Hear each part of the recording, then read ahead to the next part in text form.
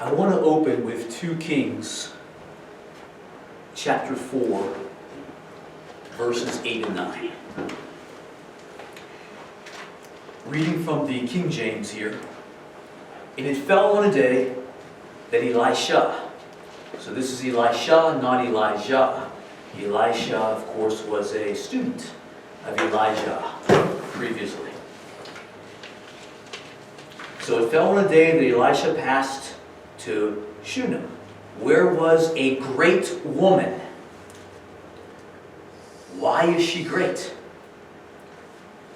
And she constrained him to eat bread, and so it was that as oft as he passed by, he turned in thither to eat bread. Verse 9. And she said unto her husband, Behold now, I perceive, or I discern spiritually, that this is a holy man of God, which passeth by us continually. And she, of course, is exactly right. She was able to discern something about Elisha, that this is a special guy. This is a special man in the eyes of the great true God above. What about us? What about our spiritual discernment and ability? Let's consider Proverbs chapter 3. Proverbs chapter 3, and I'm going to turn to verses 5 and 6.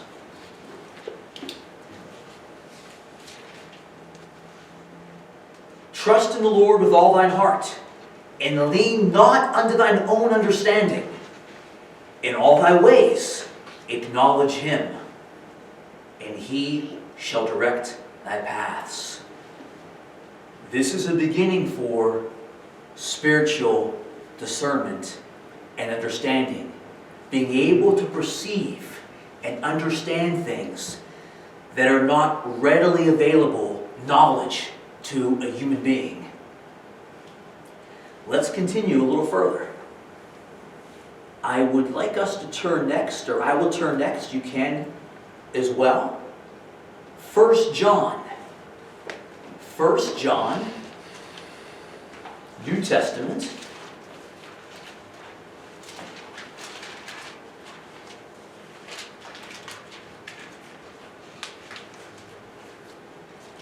The chapter is going to be chapter 4 in 1 John.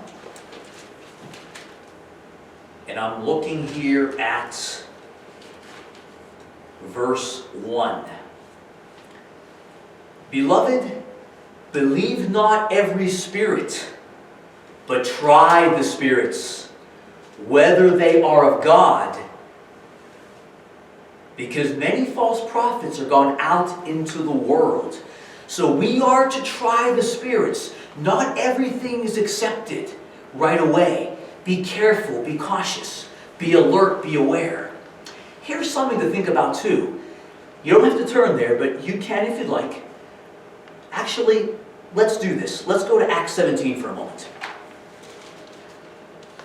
Because I just thought of an important point that I do want to stress here. Acts chapter 17. Something for all of us to be mindful of. There's a couple things here that this verse promotes and conveys. Acts 17 verse 11. And you probably all remember this one. These were more noble than those in Thessalonica, in that they received the word with all readiness of mind, and searched the scriptures daily, whether those things were so. So they searched the scriptures daily. They put things to the test. Remember 1 Thessalonians 5:21. Prove all things. Prove all things. Hold fast that which is good.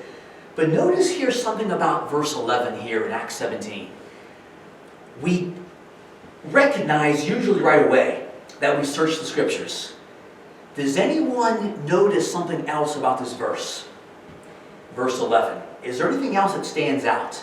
And it's okay if you comment out loud. It's perfectly fine. Any ideas from anyone? Anything else that is noticed in verse 11? Acts 17. Errol? People are fear-minded. That's true. And also, Errol, Search the scriptures daily. search the scriptures daily, and notice the first part, these were more noble. Oh, mine said fear-minded, that's what I... Fear-minded? Okay, that's okay. It's the same thing. And here's the thing, Errol, and Mike and everyone. The Bible here is telling us that how fear-minded we are, or how noble we are, relates to our study of God's Word. And yes, we search the Scriptures daily. That's a regular routine, and that's a part of proving all things. So we're putting things to the test, and how noble we are as a person relates to this as well. Fear-minded, you had said, and Errol, yes, that's exactly right. Other translations will have slightly different wording. I like the King James. I have my American Standard Bible close by as well. I usually bring both, but sometimes I read out of both. But yes, so something for us to stay mindful of, the searching the Scriptures daily, putting things to the test, fear-minded, and or our character. The type of character we are relates to, do we get into God's Word, do we study it? And do we study it in relation to what's happening in the world around us? So mindful of that. Now, I mentioned 1 Thessalonians 5:21. That relates to this, proving all things. So let me ask again, what about us? What do we discern? How is our spiritual discernment? Jesus Christ, in these parallel accounts, Matthew 24, Luke 21, Mark 13, these parallel accounts of this time of the end, what's going to happen, what's going to take place. Jesus Christ gives us details on, hey, be watchful, take heed that no man deceives you. That's a popular verse there that Jesus Christ gives to us. And that helps us. That's very helpful to all of us. Take heed that no one deceives us. That's our job. That's our job as Christians. So Jesus goes into more details. Matthew 24:12, for example, it does say there, love of many will wax cold. Matthew 24:12, the love of many will wax cold. We become less compassionate. We care about each other less. It doesn't have to be us in this room necessarily, but it's happening because of the way the world is evolving and the violent crime, and I can't trust this person, I can't trust that person. So because of the ways of the world, human attitudes and tendencies are changing. We do have some good tendencies. We have some rotten tendencies as well. And we have to work on that, of course. So Jesus gives us a good blueprint, a great picture there. Wars and rumors of wars. And don't be afraid of everything that's going to happen. Just know more things still have to take place, perhaps. Of course, how things escalate can be very, very fast. And we should take note that we don't want to have the attitude of, it's not in my lifetime.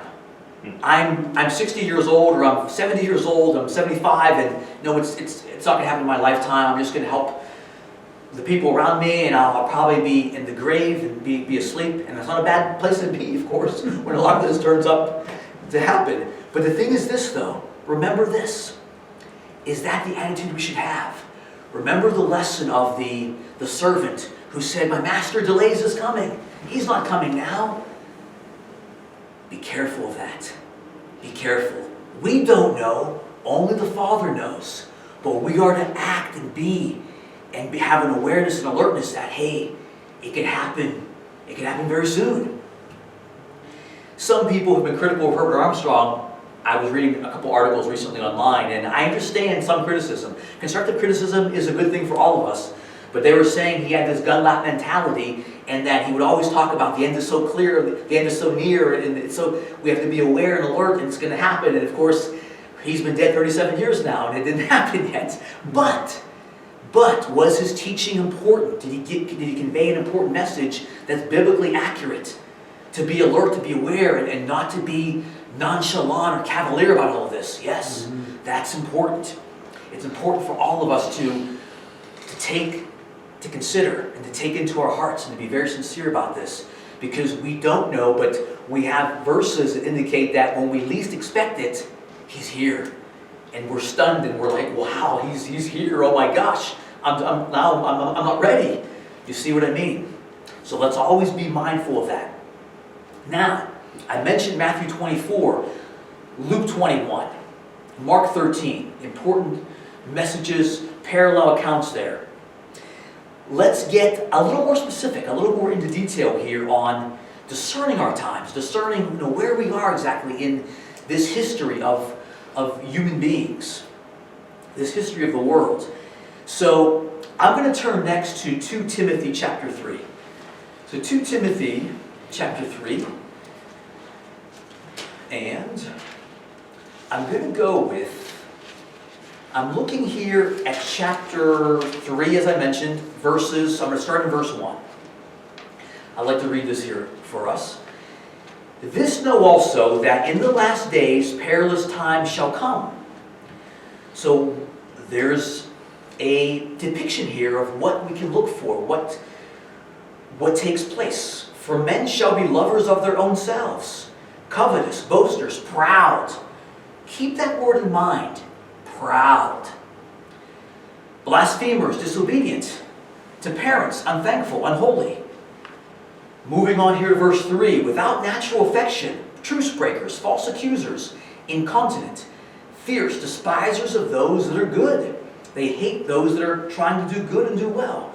Verse 4. Traitors, heady, high-minded, lovers of pleasure more than lovers of God, having a form of godliness. This may remind us of a couple different things here. Having a form of godliness, but denying the power thereof. From such turn away. Get away from it. Get away from them. Get away from all of it. So, a depiction of the times we live in. Do we see this currently? Maybe we see some of these things, right? Maybe we see all of these things. Is it going to get worse? Probably. Probably it will get worse. I want to consider next a message from Isaiah the prophet, Old Testament. This is Isaiah chapter 5. Isaiah 5, and I'm going to read verse 20. Woe unto them that call evil good and good evil, that put darkness for light and light for darkness, that put bitter for sweet and sweet for bitter. The prophet here warns us, teaches us of a time where everything is backwards. Everything is being turned upside down. What do we see right now?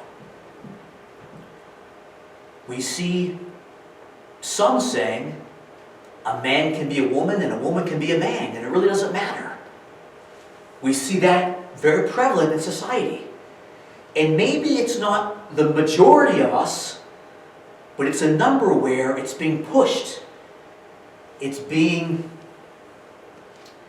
expounded upon and shoved at us in a way that you better accept this. You better believe this. We see it at sporting events. Athletes are wearing special insignia on their uniforms to demonstrate something or to promote something regarding same-sex marriage or the transgender community. Even in the military, several years ago, I've seen examples of this being pushed at us. You better accept this. You don't have to agree with it, but you better accept this, or we're going to get you out of the military. That we were actually threatened that way. Didn't matter what our religious beliefs were.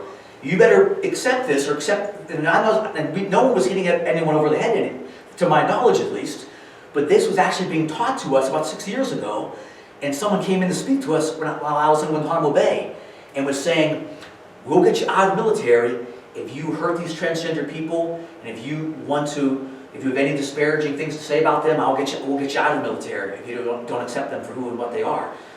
I wasn't trying to hurt anyone, but this was being spoken to us. This was the message conveyed to us. Very interesting. So, what about the times we live in? We see a lot of this happening now. So what I'd like to do, I'd like to go into a certain segment, a certain area here in considering an end time message. And I'm not saying that Jesus is returning very soon. I don't know. Only the Father knows. But we do know that things are escalating rapidly. And the mindset of many is changing.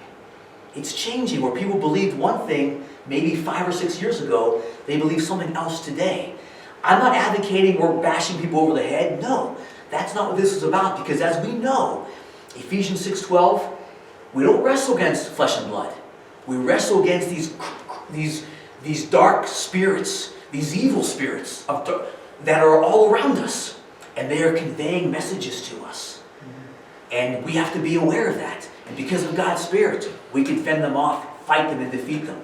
But it's God's Spirit that wins this. It's not our human might alone.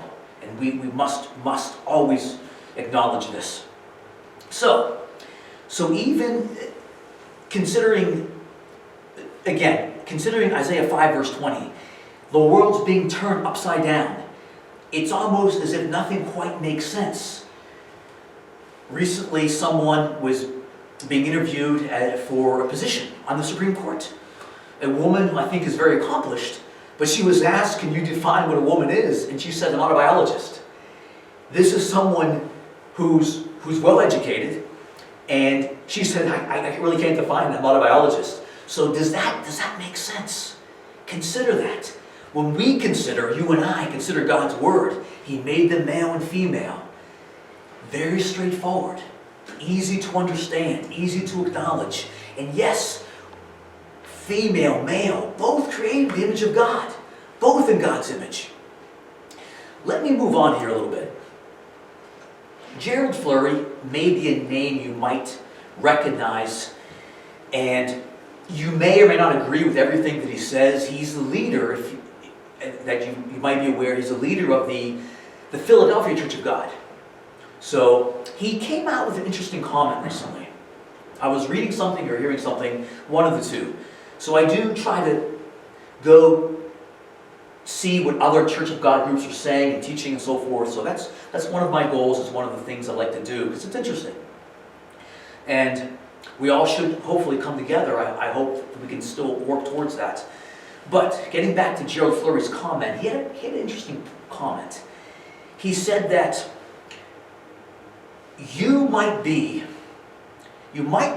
not participate, but you might have the spirit of Sodom in your heart. And he was talking to God's people about this, or to God's church in essence. And I was like, whoa. And then I digested it a little bit more, and I was like, does he have a point? And is there something biblically we can look at and say, he's really got a good point here, you know? So, because he was saying that if you just start to accept the world around it as it is, that it doesn't mean you're trying to hurt other people. But what if you become accepting? What if you start to wear patches with certain colors, or to recognize certain populations, or certain transgender community, or same-sex marriage? What if you start to do that and you start to promote that? But you come to church on the Sabbath and you're like, I'm doing the right thing. I'm showing love. I'm doing what is good and right in God's eyes. I'm not affected by this. The world around me doesn't affect me. It doesn't bother me. Look, I'm a great Christian. Look how righteous I am, right? Let's take a look at something, and let's see if Gerald Flurry has a point. I'd like us to go back to a very interesting point, a very interesting episode I know that you're all going to remember. It's in the book of Genesis. Now, this is a very vulgar scene, I must say. This is in the book of Genesis. I think you know where I'm going with this. This is chapter 19. Chapter 19, I will start in verse 1. And there came 2 angels to Sodom at even, and Lot sat in the gate of Sodom, and Lot, seeing them rose up to meet them.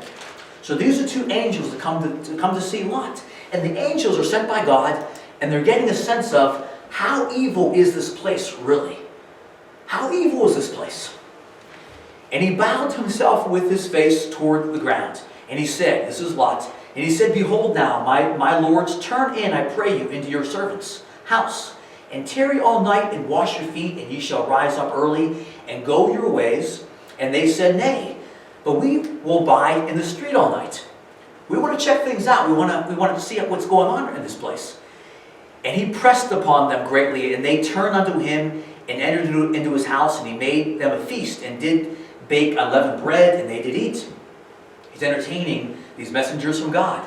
But before they lay down, the men of the city, and notice this in verse 4. This gets pretty graphic here. But before they lay down, the men of the city, and these are old men and young men, and they're sodomites, they compassed the house round, both old and young, all the people from every quarter. So there's guys now surrounding Lot's place. So try to picture this. And they called unto Lot and said unto them, where are those men that came to you to visit you tonight? Bring them out here, that we may know them. The Hebrew word, I was looking up recently, yadeh, I think how it's pronounced, or yada. It does mean to know sexually. It means other things as well. But let's just be very specific here, because the context. Context is very, very clear what this means. But if you wanted to know a little bit more about the Hebrew, there's a little bit of a Hebrew lesson there in that word of know or known. And Lot went out the door unto them and shut the door after him. So Lot's out there in front of them, and the guys are there, the old and the young. And Lot says to them, I pray you, brethren, I pray you, do not so wickedly. He knows what they're up to. He knows. He says, do not so wickedly. But here's the thing. Notice Lot's response. There's something here that will make you fall over. Behold now, I have 2 daughters, which have not known men. There's the word known again. You know exactly what this insinuates. Let me, I pray you, bring them out unto you, and do to them what is good in your eyes. Can you grasp this? I don't know if I truly can, 100%.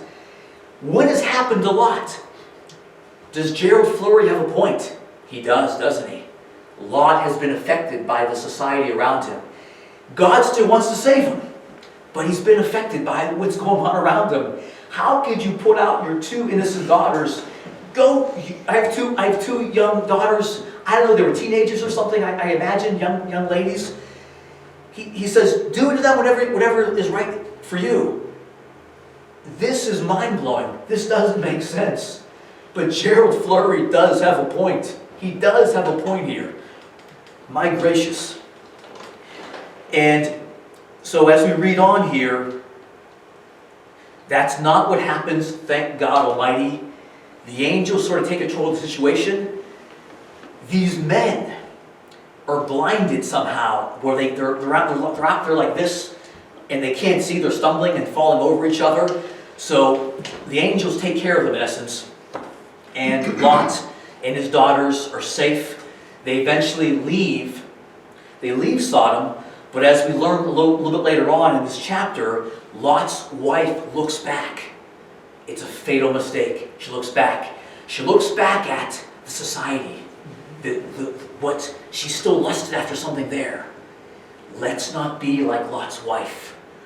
There might be a point where we have to be far away from where we are, perhaps. Be mindful of that. We could be martyred. We could be asleep in the Lord. Or we still could be here during the Great Tribulation. Hopefully safe somewhere. I'm not sure. And if we're here at that time, I'm sure God may have something for us, a special mission perhaps. But what does God do? He obliterates this city. Sodom and Gomorrah, they are no more. They're turned to ashes. And that's it. So, but realize this too, there are these, not all homosexual men would be this deviant, of course. Not all, some of them just want to have that their relationship with someone that they love, and they kind of keep to themselves. But here we have an example where this perversion is another level. It's another level of perversion, where these homosexuals wanted to do a gang rape on angels, messengers of God. That's what they wanted. They wanted gang rape. To gang rape these two, well, they didn't know who they were exactly, messengers from God, but that's what they were. And they were able to, the messengers of God, of course, the angels were able to stop them in their tracks, blind them in a sense, so they were wobbling and stumbling about outside.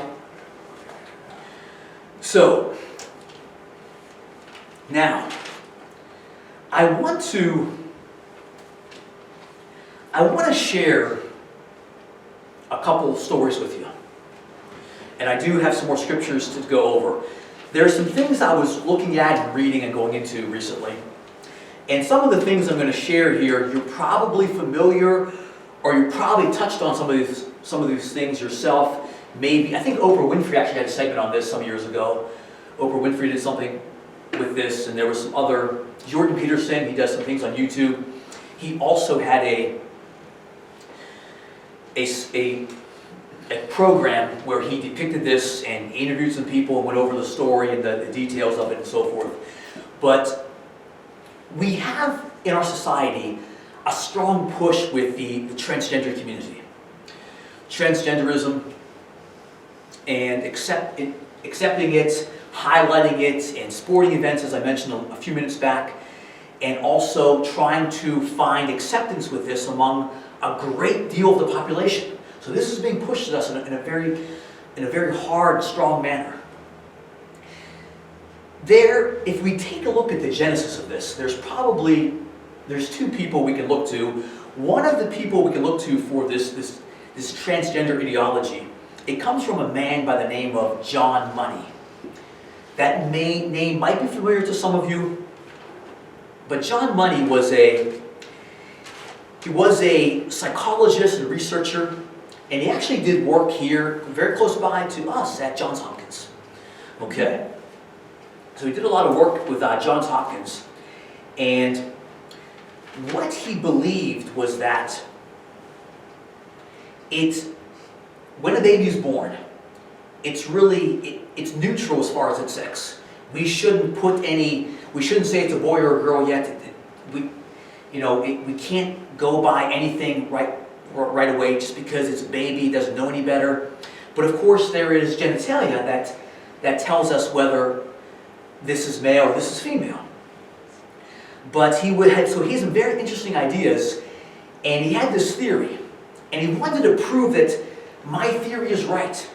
And he was from what I've read about him, he was a very pompous individual, very well educated, but also very pompous, and he believed that everything he said was, this is scientific, this is factual, this is truth, and I'm John Money, and I do this research at Johns Hopkins, and you should listen to me. So he was that kind of a guy, from what I've read and studied about him. Well, it so happened, mid-1960s, we're looking at here now. So sexual revolution, of course, at this time in our country, a lot of anything goes kind of attitudes and so forth. There was a family from Canada. I don't remember exactly which part, but they were called the Reimer family, R-E-I-M-E-R, I believe. They had two boys, two twin boys, and their names were Brian and Bruce. So sadly, Bruce, the young baby, he was going to be circumcised. And what happened was this. Here's what happened that was sad. He goes to be circumcised, and there was a terrible accident that occurred where his penis was badly damaged during the circumcision. And the machine being used for the circumcision malfunctioned.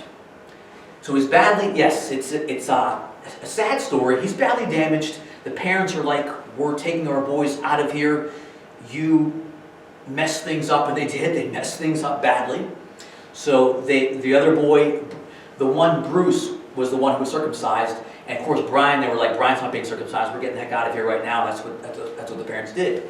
So the parents are, you can imagine how they're feeling at this point in time.